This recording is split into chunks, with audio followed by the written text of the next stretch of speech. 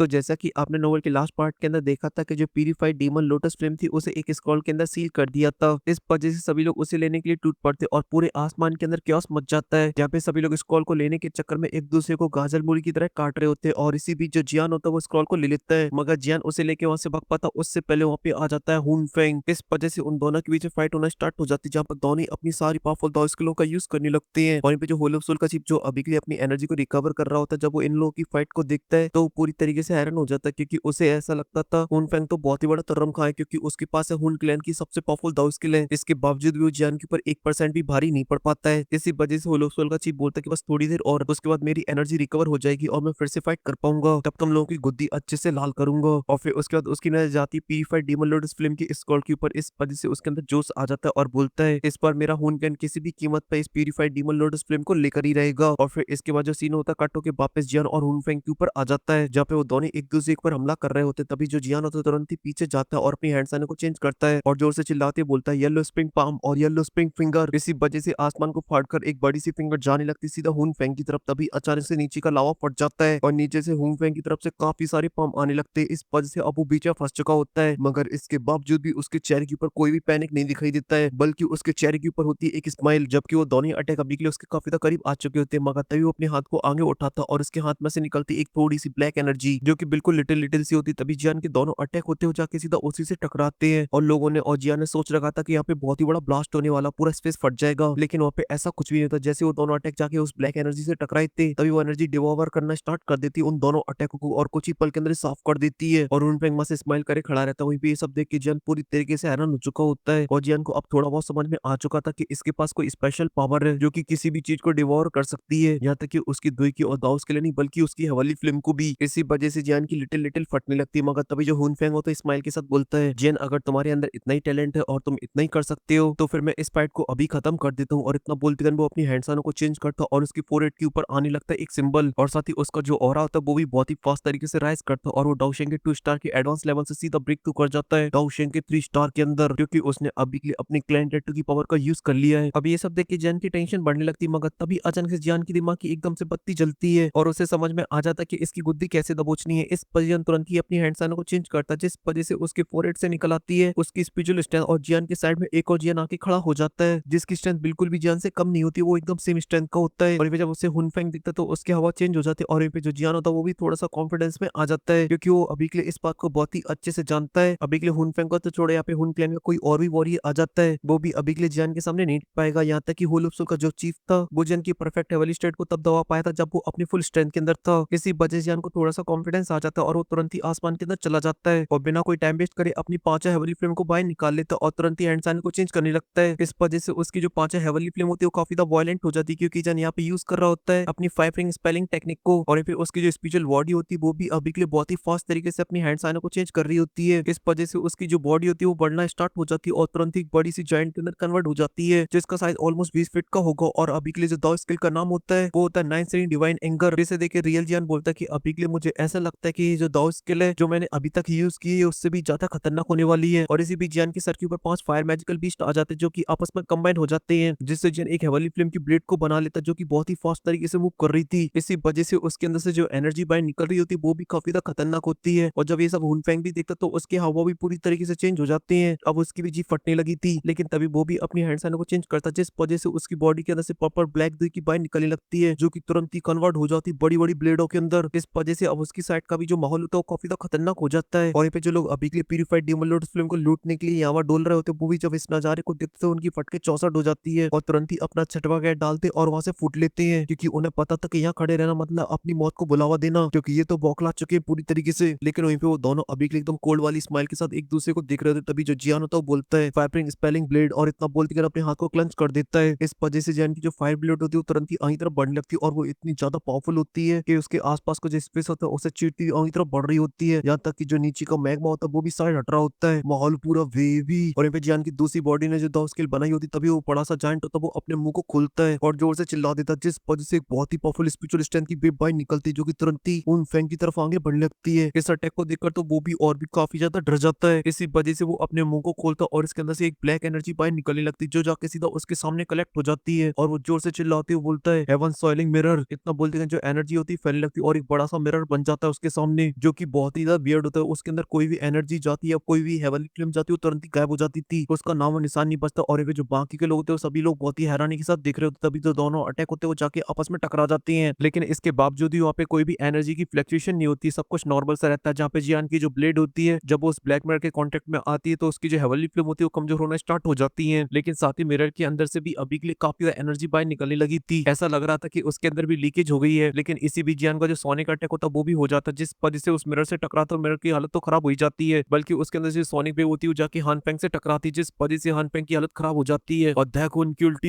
उल्टी। और ये जो हान फेंग था वो अभी के लिए पूरी तरीके से बौखला चुका था, उसे बिल्कुल भी यकीन नहीं हो रहा था कि जियान का अटैक इतना ज्यादा खतरनाक है कि उसका जो डिवॉर्विंग मिरर है उसे एब्जॉर्ब नहीं कर पाएगा, वो सीधा आके उसमें हिट करेगा। हालांकि जो एनर्जी वो केवल सिर्फ 20% थी, मगर वो भी काफी ज्यादा खतरनाक थी। और यहाँ पे जब जियान भी देखता है कि मिरर की हालत अभी के लिए और भी ज्यादा खराब हो चुकी है, इस वजह से तुरंत ही जियान फिर से अपनी नेक्स्ट चाल को चलता है, जहाँ पर वो स्पिरिचुअल फिगर के पास पहुंच जाता है, जहाँ पर उसे अपनी बॉडी के अंदर रख लेता है और जो सोनिक अटैक होता है फिर से चार्ज करने लगता है। और बिना कोई देरी करे जो बड़ा सा जायंट होता है उसका मुंह फिर से खुलता है और फिर से वो अटैक कर देता है। और जैसे ही हानफिंग दिखता है तो वो पूरी तरीके से हैरान हो जाता है, मगर वो कुछ कर पाता उससे पहले जो सोनिक अटैक होता है उसके पास पहुंच जाता है, जिसे महसूस करती है उसकी तुरंत ही गेंदें फट जाती हैं, क्योंकि उसने अपने सामने जो मिरर का डिफेंस बना रखा होता है वो तुरंत ही उसकी धज्जियां उड़ जाती हैं और खुद कटी पतंग की तरह पीछे खिसकता हुआ चला जाता है और उसकी बॉडी में से उसकी सोल बाहर निकलने लगती है और दिमाग में बड़े बड़े घंटे बजने लगते हैं। और अब जो हुनफेंग की हालत होती है वो काफी खराब होने लगती है, इस वजह से जान पूरी तरीके से बौखला जाता है और जो से हंसने लगता है और बोलता है कि मेरे सामने कोई नहीं टिक पाएगा, तू साढ़े मुझे रोकेगा मेरी प्यूरिफाइड डीमन लोटस फ्लेम को लेने से। और तुरंत ही अपनी जगह से गायब होता है और पहुंच जाता है उस स्क्रॉल के पास और उसे ले लेता है और बोलता है ये सिर्फ और सिर्फ मेरी है। और अभी के लिए उस टाइम जियान से छुड़ाने के लिए वहाँ पे कोई भी आगे नहीं आ रहा था, जियान एकदम चौड़ में खड़ा हुआ होता है। लेकिन जियान अभी के लिए सेंस कर पा रहा था कि स्क्रॉल के अंदर अभी के लिए हार्ट बीट की आवाजें आ रही थी, जैसे कोई जिंदा इंसान हो उसके अंदर। ये सेंस करके जियान की पूरी तरीके से होश उड़ चुकी थी और बोलता कि मैंने इस बात की बिल्कुल भी उम्मीद नहीं की थी, ये जो प्यूरिफाइड डीमन लोटस फ्लेम वो इतनी आगे निकल जाएगी कि एक इंसान और एक हेवनली फ्लेम के अंदर कोई भी डिफरेंस नहीं बचेगा। और ये सब सोचने के बाद जो जियान होता है उस स्क्रॉल को लेकर वहां से जाने लगता, मगर तभी अचानक से जियान के आसपास का जो पूरा स्पेस होता है वो चटकने लगता है और जियान के वहां से भागने वाले जितने भी रास्ते हैं सभी के सभी बंद हो जाते हैं। और वहां पर एक आवाज गूंजती है, ओए लड़के,